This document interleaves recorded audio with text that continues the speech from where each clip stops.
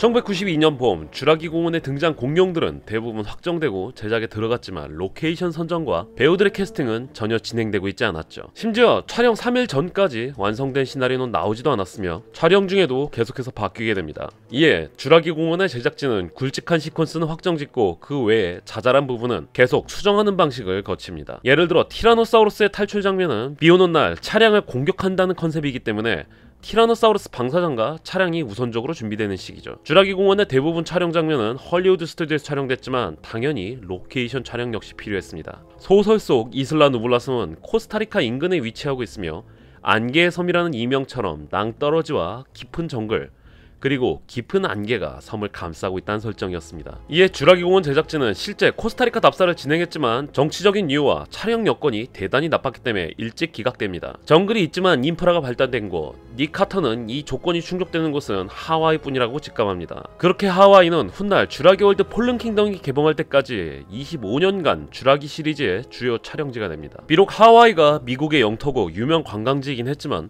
촬영 여건이 대단히 뛰어나다고 할 수는 없었습니다. 1992년 6월 영화 촬영이 2달 남은 시점, 존 발레리노가 이끄는 팀은 도로를 깎고 소품을 옮기는 등 촬영 인프라에만 10만 달러와 140명의 인력이 투입됩니다. 스티븐 스필버그가 쥬라기 공원 직전 참여했던 작품은 후크였습니다. 이 작품은 언뜻 쥬라기 공원보다 규모가 심심해 보일 수도 있지만 촬영 중 제작비가 자꾸 늘어나 무려 9천만 달러라는 무시무시한 자본이 투입됐습니다. 쥬라기 공원의 제작비는 6,300만 달러였고 스티븐 스필버그는 지금과 같은 상황이라면 제작비가 더욱더 늘어날 것을 직감해 강박적으로 감량에 들어갑니다. 그리고 촬영 감독인 딘 쿤디에게 공룡 특수효과가 나오는 장면을 150컷을 한정하라고 엄포를 놓습니다. 15마리에서 6마리까지 줄어든 상태였지만 다시 줄이기 시작했습니다. 그리고 그 대상은 원작 소설에서도 나왔던 새끼 트리케라톱스였죠. 이 장면은 실제 크기의 애니메트로닉스 공룡이 사용될 예정이었고 실제 제작에 들어가 마감이 2주 남은 시점이었죠. 쥬라기 공원의 제작팀은 이 장면은 과감히 삭제하기로 결정합니다. 애니메트로닉스 제작은 매몰 비용으로 선정하더라도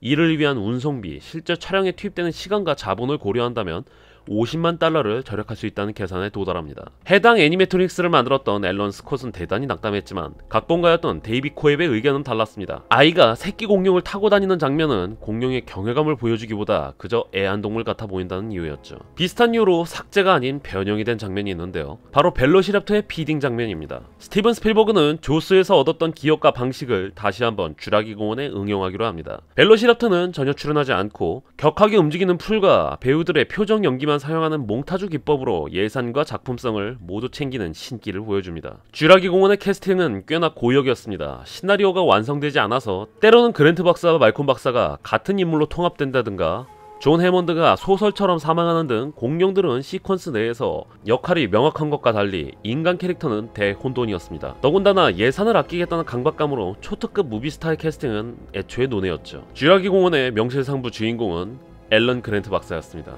그래서 등장인물들이 최초로 묘사된 컨셉아트도 티라노사우루스에게 쫓기는 그랜트 박사와 아이들이었죠. 이때 컨셉아트 속 그랜트 박사를 유심히 보면 유명 배우와 굉장히 비슷하다는 것을 예리하신 분들은 눈치챘을 겁니다. 스티븐 스필버그가 처음 그랜트 박사로 염두에 둔 배우는 인디아나 존스로 함께 호흡을 맞췄던 해리슨 포드였습니다. 그래서 이 컨셉아트와 쥬라기 공원의 대본을 해리슨 포드에게 제일 처음 보냈죠. 하지만 해리슨 포드는 내 취향이 아니라며 딱 잘라 거절합니다. 이 순위 후보로 윌리엄 허트, 리처드 드레이퍼스, 그리고 커트 러셀이 있었습니다. 이 중에 윌리엄 허트에게 실제 캐스팅 제의가 왔지만 윌리엄 허트는 전혀 관심을 가지지 않았죠. 스티븐 스필버그는 데뷔 10년차 배우인 샘 닐을 직접 자신의 집에 불러 한두 시간 정도 면담을 가집니다. 이때 샘 닐은 스티븐 스필버그가 캐스팅할 생각은 있는지 모르겠지만 자신의 전작인 죽음의 항해를 본 것은 확실하다며 수려하기도 했습니다. 정식적인 캐스팅 제의가 들어왔고 샘 닐은 한치의 고민 없이 승낙합니다.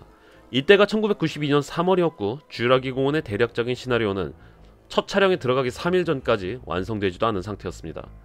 심지어 영화 촬영 중에 배우들은 자신의 배역의 행방에 대해서 전혀 모르는 상태였죠.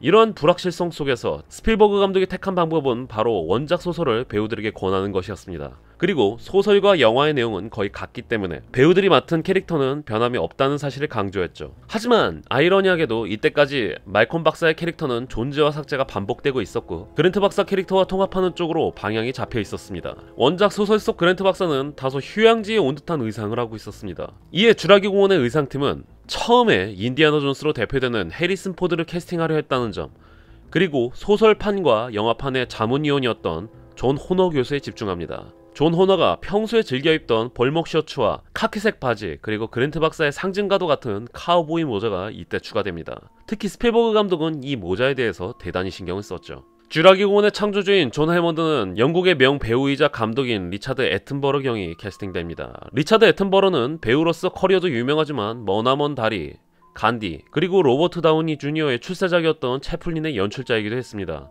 공교롭게도 1982년 스필버그 감독의 E.T.와 아카데미 시상식에서 경쟁하기까지 했죠. 원작의 존 해먼드는 탐욕스러운 자본가 스타일이었지만 수많은 각본 수정을 통해 우리가 아는 푸근한 할아버지로 바뀝니다. 쥐라기 공원의 촬영이 한창 진행 중인 1992년 10월 20일 엘리 세틀러와 아이스크림을 먹으며 벼룩 서커스와 자신의 꿈에 대해 털어놓는 해먼드 장면에서 이건 극대화되죠. 그 일환 중 하나가 존 해먼드의 의상이었는데요. 그의 시그니처와 같은 순백의 의상은 해먼드에게 신성성을 부여하기 위한 일환이었습니다. 쥐라기 공원의 조물주의자, 일종의 신과 같은 인물이라는 의도와 은유가 아주 깊게 깔려있는 착장이었죠. 쥐라기 공원의 주인공은 소설판이나 영화판 모두 앨런 그랜트 박사입니다. 하지만 영화와 원작 모두 작품의 핵심 주제를 꼬집고 역사라는 인물은 혼돈 이론가인 이안 말콤 박사였죠. 대단히 중요한 인물이지만 이 캐릭터는 그 특유의 난해함 때문에 각본에서 삭제와 변형이 반복되고 있었습니다. 말콤 박사의 중요성을 충분히 인지하고 있던 스필버그 감독은 먼저 캐스팅된 배우들에게 조언을 구하고 모든 배우들에게 그랜트와 말콤을 통합하는 건 전혀 좋은 선택이 아니라고 답을 받습니다. 말콤 박사의 유력 후보는 제프 골드블럼과 짐 캐리였습니다. 하지만 1986년 더 플라이의 강렬한 연기로 골드블럼 쪽으로 캐스팅이 기울죠. 정기적인 미팅 자리에서 제프 골드블럼은 소설책을 가져와 배우 특유의 말투와 톤으로 말콤 박사의 대사를 선보였고, 이는 연출자인 스필버그와 각본가 데이비 코앱에게 결정적인 영향을 끼칩니다. 골드블럼의 이 리딩이 난해한 캐릭터를 어떻게 묘사하고 풀어낼지 확고하게 방향성을 제시했죠. 특히 제프 골드블럼은 몇 번 이혼 경력이 있었고, 심지어 엘리 세틀러 역의 로라던과 실제 촬영 중 연인으로 발전하는 등 인생 그 자체가 말콤이라고 해도 과언이 아니었습니다. 그렇게 말콤 박사의 캐릭터는 완벽하게 부활하고 쥐라기 공원 역사상 가장 사랑받는 인간 캐릭터가 캐스팅됩니다. 말콤의 착장은 소설에서 묘사된 것처럼 검은 셔츠, 검은 바지, 검은 신발인 올블랙 패션으로 가볍게 정해집니다. 하지만 지금도 패션 셀럽으로 정평이 나 있는 골드블럼은 검정 가죽 자켓과 선글라스를 촬영장에 가지고 옵니다.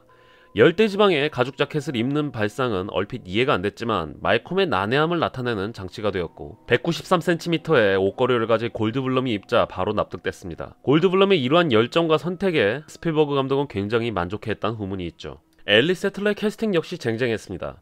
니콜 키드먼, 르네 젤위거, 줄리엔 무어, 산드라 블록, 로빈 라이트, 로라 던이라는 신인 배우들이 대거 참가하죠. 그리고 이들은 모두 훗날 대배우로 성장하게 됩니다. 결국 로빈 라이트와 로라 던이 경합하게 되고 최종적으로 로라 던에게 돌아가죠. 그 밖에 레이 아놀드 역의 사무엘 잭슨은 다른 배우인 우피 골드버그의 추천으로 캐스팅이 진행됐고, 로버트 몰트는 스필버그의 강한 의지로 밥 팩이 캐스팅됩니다. 데니스 네드리 역에는 웨인 나이트, 헨리 우박사에는 D.B. 웡이 캐스팅됩니다. 이 배우들은 대부분 문제없이 합류하죠. 비열한 변호사 역인 도널드 제나로에는 마틴 페레로가 캐스팅됩니다. 당시 스필버그 감독은 당신은 티라노사우루스에게 죽는 캐릭터다라고 설명해 주었고, 페레로는 이 사실에 굉장히 만족하고 기뻐했다는 후문이 있죠. 해먼드의 손자인 팀 머피와 렉스 머피는 각각 조셉 마젤로 그리고 아리아나 리처즈로 캐스팅이 됩니다. 이 남매는 실제 소설 속에서 팀이 오빠, 렉스는 동생으로 설정됐지만 스필버그는 이 설정을 과감히 치워버립니다. 소설 속 5살짜리 아이에게 쥐라기 공원의 사건은 지나치게 위험했기 때문이죠. 이 둘의 캐스팅 비화도 제법 흥미롭습니다. 아리아나 리처즈의 경우 오디션이 그냥 공룡을 향해 비명을 지르는 행동뿐이었죠. 팀 머피의 조셉 마잘로 같은 경우 스티븐 스필버그 감독의 직전 작품인 후크의 오디션으로 인연을 맺었습니다. 당시 마젤로의 연기를 인상 깊게 본 스필버그였지만 그가 생각했던 캐릭터에 비해 너무 어렵기 때문에 오디션에서 떨어뜨리게 됩니다. 낙담하는 마잘로에게 스필버그 감독은 너무 실망하지 마라, 우린 아마 여름에 다시 볼 거다라는 떡밥을 던지고 쥐라기 공원 캐스팅에 한 방에 꽂아버립니다. 렉스 머피는 원작이 야구를 좋아했다는 설정을 받아들여 야구 모자를 쓰는 쪽으로 방향을 정합니다. 티미의 경우 그랜트의 열혈 추종자라는 설정을 반영해 최대한 그랜트 박사와 비슷한 착장으로 정해집니다. 쥐라기 공원 투어의 나레이터 배우는 처음에 다스베이더로 유명한 제임스 얼 존스로 염두되었지만 어른의 사정으로 다른 중견 배우인 리처드 카일리가 담당하게 됩니다. 하지만 이 인연으로 제임스 올 존슨은 훗날 쥬라기 공원 제작 비하인드 영상에 캐스팅되죠. 1992년 8월 24일 쥬라기 공원의 첫 번째 촬영이 시작이 됩니다. 역사적인 첫 촬영은 그랜트 박사가 아이들과 함께 점기 담장을 오르던 중 팀이 감전되는 장면이었죠. 높은 곳에서 진행되는 스턴트인데다가 특히나 미성년자가 둘이나 있었던 만큼 수많은 안전장비와 대책을 세워놓고 촬영을 진행했습니다. 그리고 행여나 아이들이 다치지 않을까 노심초사했죠. 하지만 티미 역을 맡았던 조셉 마잘로는 전혀 겁을 먹지 않았으며 오히려 울타리가 더 높으면 좋았다며 여유를 부리기까지 했죠. 제작진이 자신을 너무 걱정한 나머지 높이 올라가지 못한 게 불만이었고 때로는 지루하다고 느낄 정도였습니다. 스턴트와 별개로 샘 닐은 스필버그와 미묘한 대치를 이루고 있었습니다. 영화 속 그랜트 박사는 미국 중서부 출신이지만 샘 닐은 뉴질랜드 배우였기 때문에 확연히 억양이 다른 게 그 이유였죠. 스필버그 감독은 계속해서 샘 닐의 뉴질랜드 억양을 지적했고 마음속에서 그랜트 박사가 호주 같은 곳에서 오래 지냈다고 합리화하기까지 이릅니다. 울타리 장면이 끝나고 제작진은 첫 번째 공룡 장면 로케이션으로 이동합니다. 바로 병든 트리케라토스 장면이었죠. 스탠 윈스턴과 로잔 그란트 그리고 오로스코가 촬영 날짜를 맞추기 위해 하와이 현장까지 와서 마무리 작업을 했던 바로 그 애니메트로닉스가 사용되는 역사적인 순간이었습니다. 스티븐 스필버그는 촬영 직전까지 이 애니메트로닉스가 실존하는 생물처럼 보일지 걱정하고 있던 중이었죠. 하지만 업계 최고의 거장의 디렉션이 가미된 애니메트로닉스가 움직이자